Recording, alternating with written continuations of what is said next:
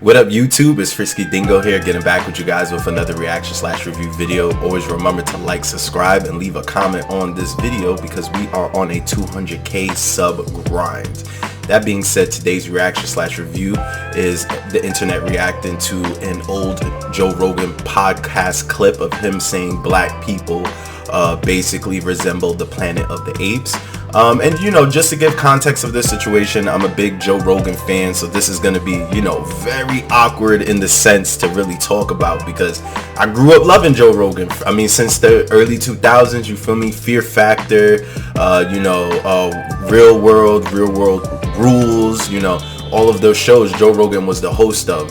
So it kind of, you know, is one of those situations where, you know, I'm one of those people who hold people to the full accountability in the sense. So for me, the way I see it as, you know, obviously the way he said it and the way he used the context, he was trying to be funny. And this happens a lot of times with people who don't really understand the complexities of racism. You know, a lot of people just think racism revolves around using the word cracker or, you know, someone basically, you know, attacking someone randomly. But in actuality, the idea of racism is a full spectrum scope. So there's many different forms of racism that formulates the institutionalized racist system. That goes from housing discrimination to rent discrimination, to banking discrimination, to segregation, to academic segregation, you know, job hindrance, and the many other things that people have had to deal with just to basically get an equal footing in the door. Now, with this entire system that's engulfed, the one thing that also has put schism between black people in America is the identity of black skin and black people.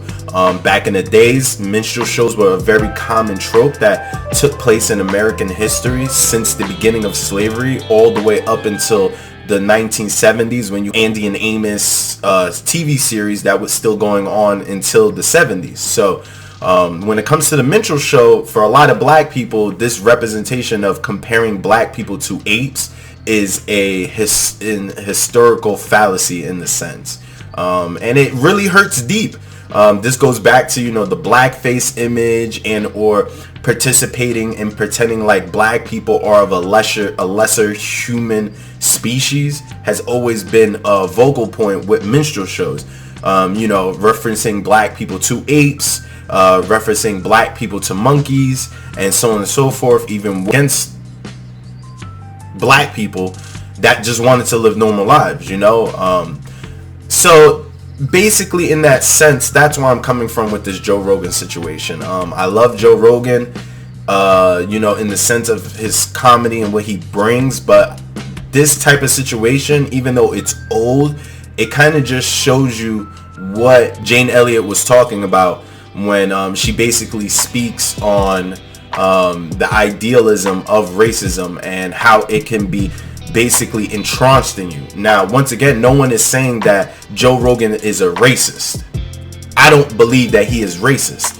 But for many people in America, racism is just not being a hillbilly racist.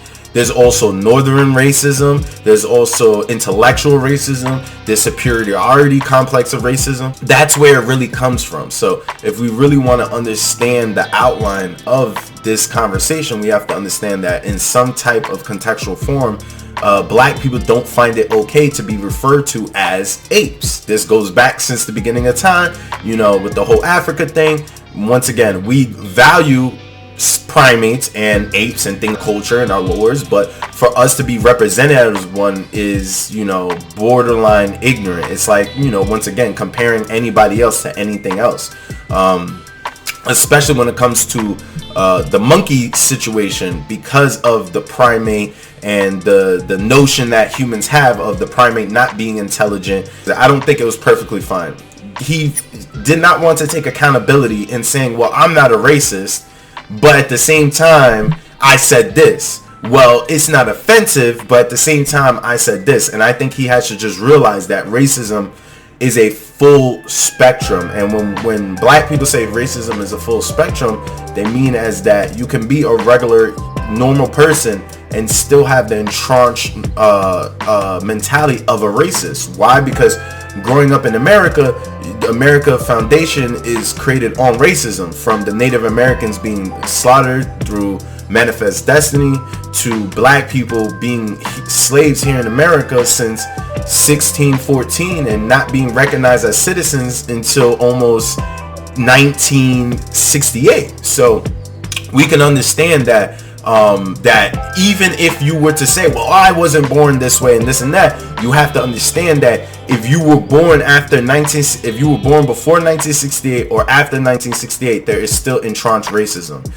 100%, especially if you was born before 1968. If you was born before 1968, in degree where you were born with your entire ecosystem being entrenched through racism, because we have to remember politics was like this before 1968. You know, politicians used the fact that black people were asking for equality and all these other things as political tools. So we have to always remember the space that black people were coming into in the 1960s. That being said, even after the 1960s, you still see things like in Katy, Texas, plantations still exist. Places in Alabama, sharecropping still existing.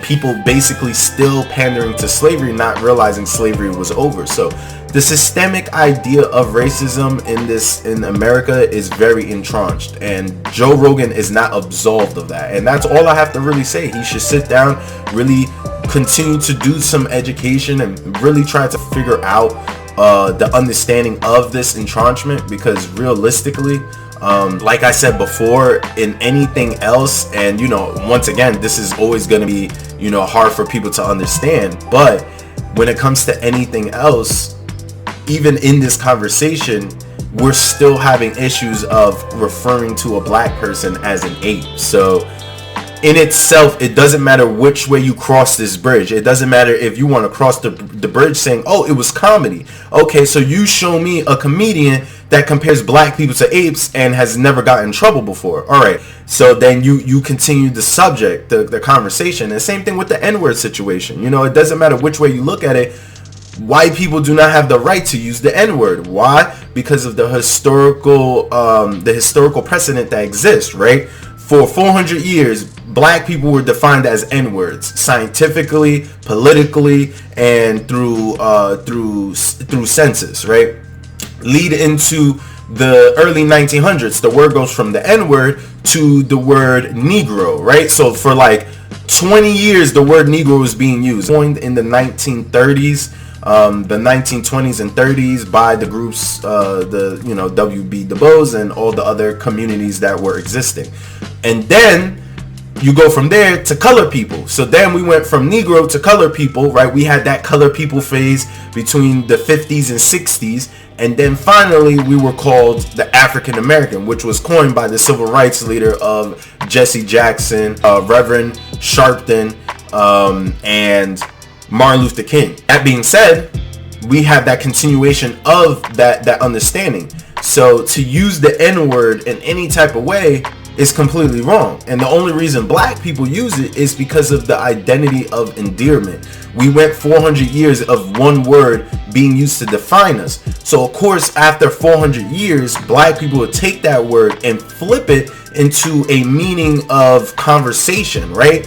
It's not just as simple as saying, oh, well, you know, they're as ignorant for using the word. No, because even before the N-word, we were calling each other Negro. Like, you talk to all the old school black people, they literally used to call each other Negro. Why? Because if you called something for so long, you kind of want to take the word back and give it a fresh meaning. And that's what it was for black people in the N-word. Black people in Negro. The word goes all the way back to plantation days. Even though white people were calling us that, we had to take that word and flip it so that we could feel better about ourselves. You know, you have to be in the conscious space to understand if someone's being called the N-word every single day, every single minute of their life, some way they need to feel endearment and power. So they took the N-word from G-G-E-R to G-A as a way of distributing that feelings that they were looking for, which is a way of American language, but also having a term of endearment. You have to remember, Africans were stripped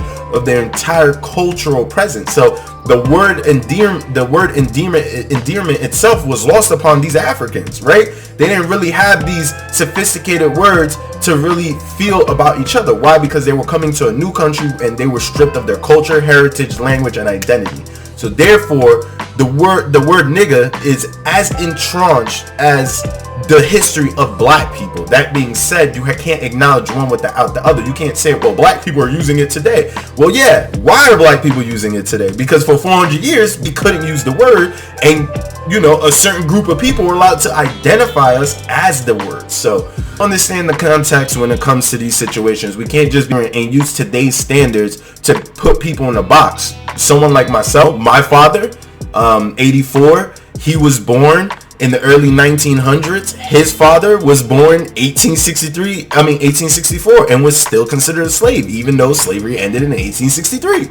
So that's basically what I'm trying to say to you guys. People like me, unfortunately, we know more about our history because of the fact that, our history is very close in line. So as someone like me, my dad sat me down and told me the history about the N-word and what it means when I was first called one in school by another child. So, once again, and even my father told me at a young age, we use this word because it's a term of endearment. When we're playing with each other, chilling back, with my niggas, relaxing, doing whatever. And me personally, I've never used the word as a way to demean someone. Like, I've never used the word like, you're just the N-word. No, that's where that word becomes complicated. And that's the point. So I think Joe Rogan definitely is going to learn from this situation overall. None of this is okay at all. Using the word, identifying with the word so many times. Me personally, I'm a black person. I've never used the N-word in any sentence at all. And that being said, the word nigga in itself is not the same precedent as the N-word. It's not. It just is not. Every black person's like, it's just not the same thing. One word means one thing, the other word means another. And the reason why black people hold the word nigga into so much high regard of no one else using it, because of the N-word existing for so long and having the power it did, and in the history that comes behind it. So hopefully Joe Rogan gets more education on this. Obviously the layman everyday person isn't going to understand this. The people who still blame black people for using the N-word today, to the people who basically are saying that black people demean themselves using this word.